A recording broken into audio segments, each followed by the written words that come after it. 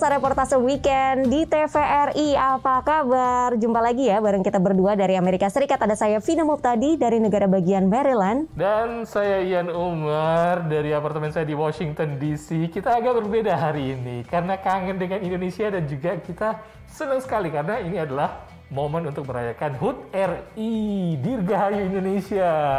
Yeay, aduh jadi kangen ya sama perayaan 17-an. Karena kita, saya dan Ian sama-sama menghabiskan masa kecilnya di Indonesia. Saya ingat setiap kali 17-an di komplek itu selalu ikut lomba-lomba, tapi nggak pernah menang sama sekali ya. Walaupun lari kelereng itu gundu di mulut kamu itu juga kamu nggak bisa menang. Enggak, kerupuk segala macam. Nggak ada yang menang. Waduh, Sedih. masih ada kesempatan, jangan takut. Mudah-mudahan masih bisa lagi ikutan yang namanya parade ataupun juga pawai Dirgahayu Indonesia. Mudah-mudahan pandemi juga segera berlalu dan kita bisa merayakan kembali 17 Agustus. Dan tentunya di Reportase Weekend kita pengen kasih lihat ada berbagai perayaan juga loh di Amerika di masa 17 Agustus ini ya. Acara olahraga bersepeda bersama bertema Goes Merdeka digelar menyambut HUT RI diselenggarakan oleh masyarakat Indonesia dan KJRI di San Francisco dengan harapan kembali mengobarkan semangat kebangsaan pada tanah air Indonesia. Perempuan asal Surabaya hidup merantau di Norwegia. Awalnya hanya ide berwisata menyeberang lautan dengan sebuah kapal layar yacht. Namun akhirnya Ika Permatasari Olsen justru jadi jatuh cinta dengan laut, hidup dan bekerja di atas kapal. Dengan kemampuan bahasa Inggris yang minim, Armaya Doremi bertekad untuk melanjutkan kuliah S2 di Amerika dengan beasiswa yang diperolehnya. Kerja keras dan determinasi tinggi, ia berhasil menjadi salah satu lulusan terbaik, bahkan terpilih untuk memberikan pidato di acara wisuda. Pemirsa, sudah 2 tahun berturut-turut nih 17 Agustus dilalui di tengah pandemi virus corona. Ini tentunya menjadi tantangan ya, apalagi di Indonesia kasusnya juga masih mengalami kenaikan. Sedangkan yang namanya 17-an itu kan selalu identik dengan pesta rakyat.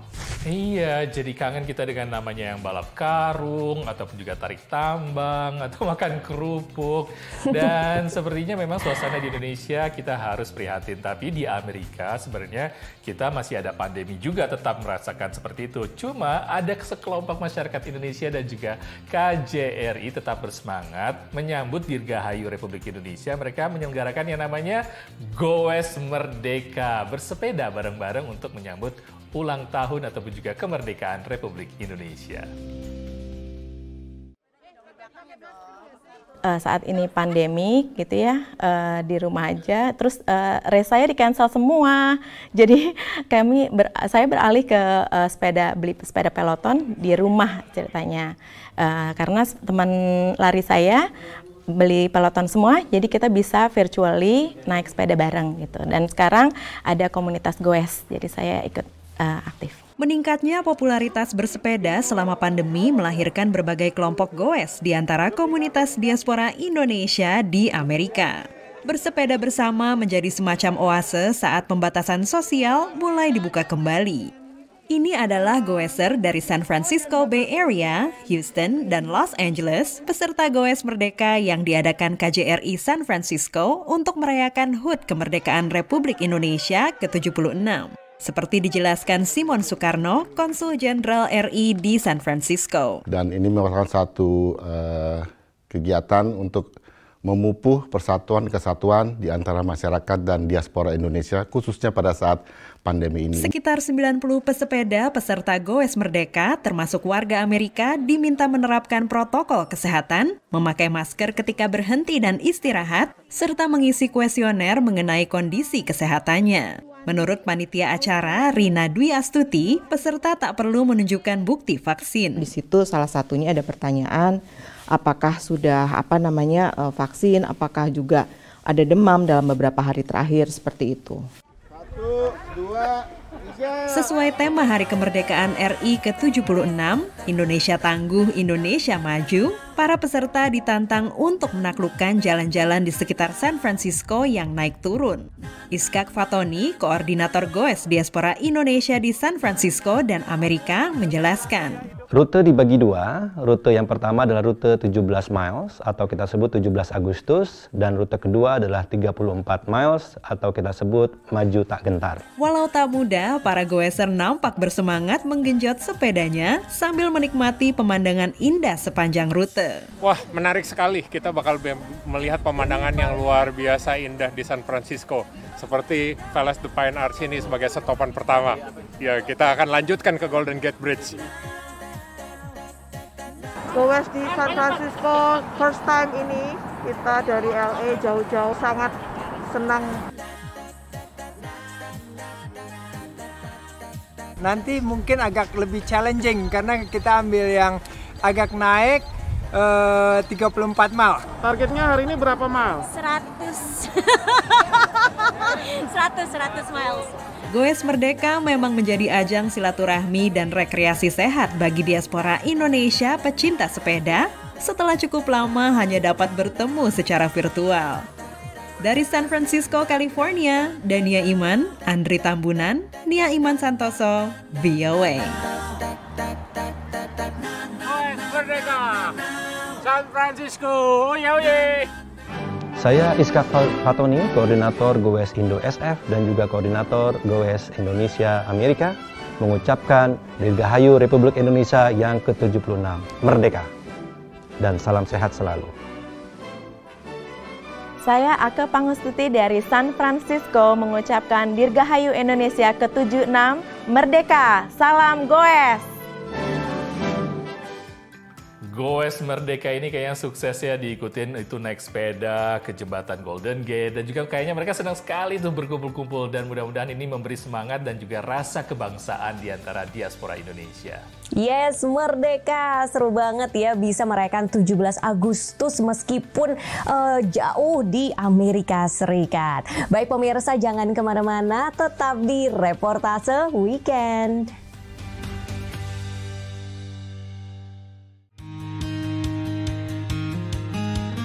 Pemirsa, Anda masih bersama Reportase Weekend. Negeri kita, tanah air Indonesia yang dikelilingi oleh pulau-pulau dan juga lautan. Kita ketahui nenek moyang kita adalah para pelaut. Tapi tidak semua orang loh bisa berlayar.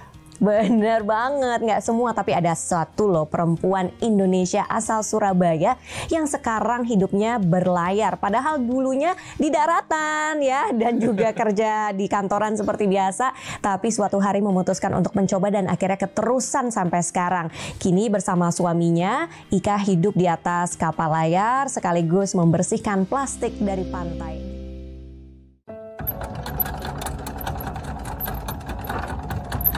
Dari pekerja kantoran menjadi pelaut. Kehidupan ini dijalani oleh perempuan asal Surabaya, Ika Permatasari Olsen. Hidup di atas kapal yacht dan berpindah-pindah tempat atau nomaden dimulai sejak 2018 bersama suami Øyvind Olsen, seorang warga Norwegia. Si Pak Olsen ini sudah lama tinggal di yacht dan dia juga sudah keliling-keliling, terus dibilang, kenapa kita nggak liburan ke yacht aja, kan gantian, dibilang gitu. Akhirnya oke, let me try. Rute perdana yang ia lalui dari Barcelona ke Mallorca. Perjalanan itu ditempuh selama 30 jam dan penuh tantangan. It was very strong wind and I didn't know that. Jadi satu malam itu mabuk laut, nggak bisa bangun. Sampai ke tempatnya itu aku udah gini, udahlah aku mau balik ke Barcelona, aku mau terbang balik ke Barcelona aja lah. Tapi Øyvind terus membujuknya dan Ika setuju untuk mencobanya sekali lagi. It was a little bit better weather, so we went and she started liking it. Agreed to do it a little bit more, one more week, one more month, and then finally, no, I can't get rid of her. She's stuck on the boat.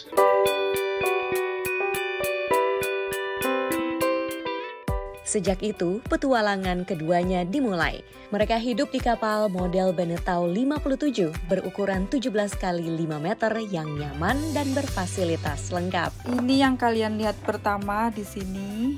Nah, ini ruang tamu. Ini bed kita. Sebenarnya ini tuh king size tapi agak gedean. Ini adalah kompor yang bisa goyang. Jadi kalau misalnya kita sailing, unlock, terus jadi bisa goyang ngikutin gerakannya aja. Mereka mengunjungi berbagai negara Eropa, mendatangi pulau-pulau tak berpenghuni, menyaksikan cahaya aurora borealis dari tengah laut, hingga berenang di air yang biru dan jernih. Namun, ibarat ombak, perjalanan mereka penuh pasang surut. Karena kita terjebak badai itu bukan sekali dua kali, yang bikin aku mikir mau nggak mau aku harus belajar untuk nyetir karena cuman kita berdua. So look at the rudder and start turning left. Berkat didikan suami yang lebih berpengalaman, kini Ika sudah terampil mengemudikan kapal. Dia juga bisa merencanakan rute, menguasai navigasi, dan merawat bagian-bagian kapal. She is an expert sailor. She's good. We are working very good together as a team.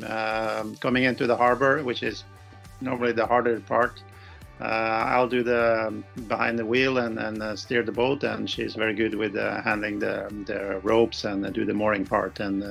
Jika tidak sedang memegang roda kemudi, Ika bekerja jarak jauh untuk sebuah perusahaan piranti lunak milik Singapura yang memiliki cabang di Surabaya.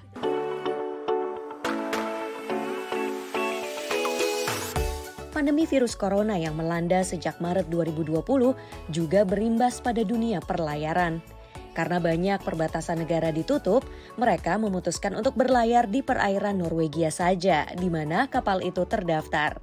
Sejak Agustus 2020, Ika bergabung dalam organisasi nirlaba In the Same Boat yang bertujuan membersihkan limbah plastik dari pulau-pulau dan pantai-pantai di Norwegia. Kita sailing dari coastline ke coastline di Norway, satu coast to coast di Norway untuk bersih-bersih sampah karena di beberapa area, di banyak area di Norwegia, apalagi pulau-pulau terluar di Norway itu tidak ada jangkauan jalan dari darat.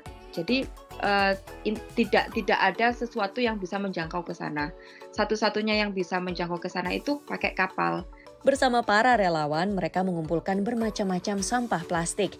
Dia pernah membantu mengumpulkan 1,7 ton plastik hanya dalam 2 hari di sekitar Tromsø. Limbah itu dibawa ke pelabuhan utama untuk didaur ulang. She's crazy. She's working really hard. She has been doing an amazing effort, not only with the beach cleaning, but with helping out with other stuff. Sejak 2017, In the Same Boat telah mengumpulkan lebih dari 1.000 ton sampah plastik. Kelompok itu memasang target untuk membersihkan 20.000 pantai antara 2020 dan 2025. Well, it's not looking that bad actually. We have already cleaned a lot of the worst areas, so now we are working on areas with less pollution, so it's a bit easier. Untuk kedepannya, organisasi ini tidak hanya akan melakukan upaya pembersihan saja, tapi juga berusaha mencegah masuknya sampah plastik ke perairan. Untuk sekarang ini, Ika mengatakan masih akan menghabiskan waktu di perairan Norwegia dan membersihkan pantainya dari plastik. Apabila situasi pandemi lebih baik, ia dan suami ingin berlayar ke Indonesia dari Sabang hingga Merauke. Dari Washington DC, Vina Muptadi, VOA.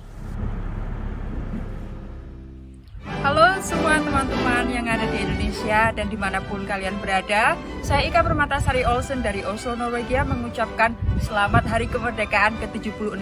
Semoga Indonesia lekas sembuh, semoga pandemi di Indonesia segera hilang, COVID-19 segera hilang, sehingga kita bisa kembali berkumpul dengan teman-teman seperti sedia kala. Merdeka! Wah, cantik-cantik ya pemandangannya, luar biasa. Dan Ika juga cerita sama saya kalau dia perlu belajar ya berlayar dan sekarang sudah terampil mengemudikan kapal. Bener-bener kayak apa ya? Kayak Moana. Menarik sekali kisahnya dan mudah-mudahan Ika bisa memenuhi cita-citanya untuk berlayar ke Indonesia dan juga mengenal lautan-lautan Indonesia lebih jauh lagi. Episode reportase weekend untuk HUT RI akan kembali setelah yang satu ini.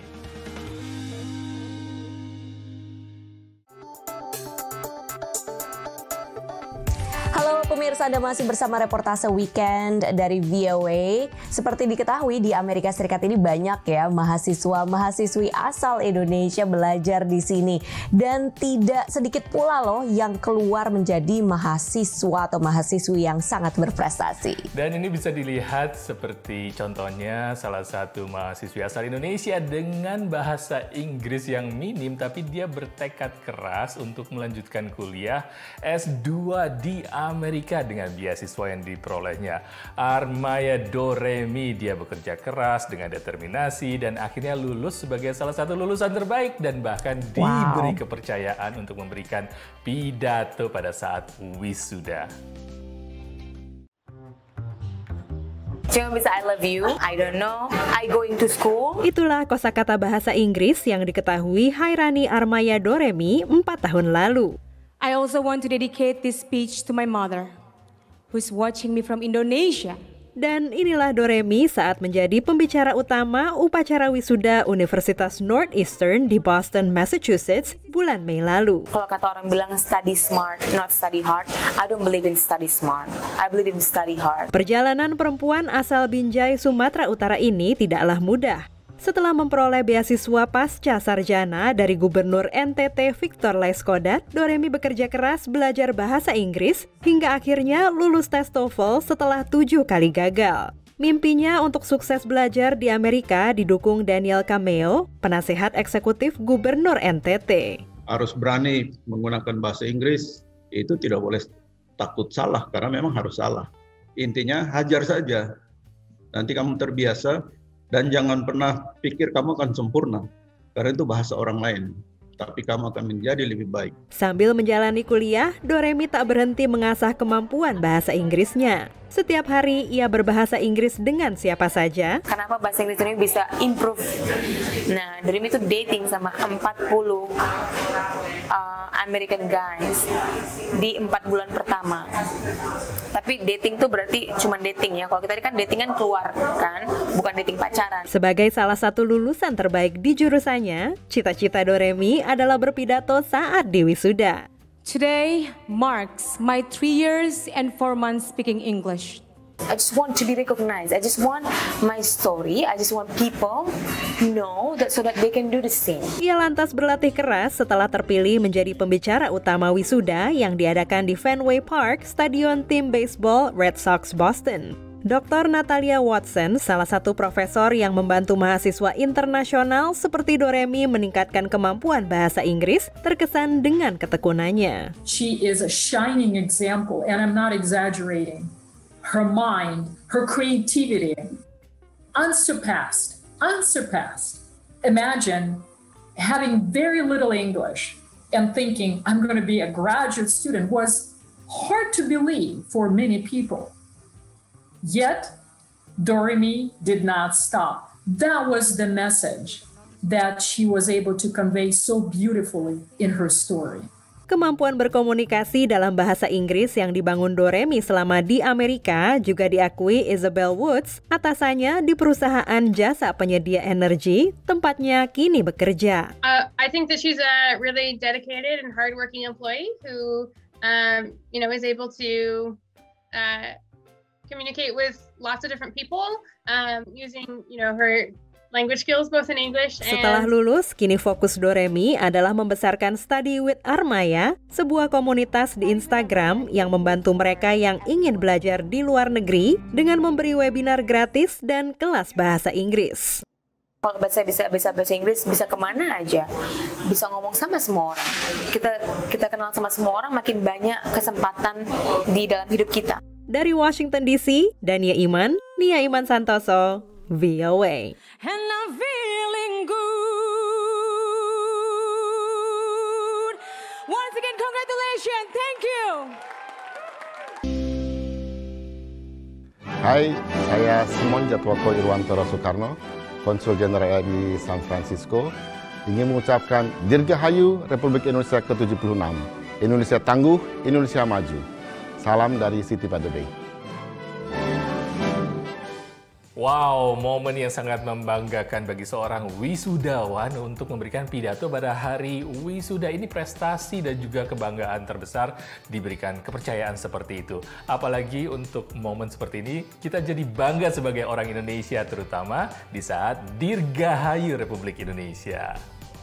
Yes, Dirgahayu juga ya untuk Republik Indonesia, dan semoga ini bisa menjadi pembangkit semangat kita untuk bangkit dari pandemi. Sekian dulu reportase weekend untuk kali ini. Akhirnya kita harus pamit ya. Saya Vina Moptadi dari negara bagian Maryland. Dan saya Ian Umar dari apartemen saya di Washington DC. Jangan lupa saksikan terus reportase weekend hanya di TVRI, media pemersatu bangsa.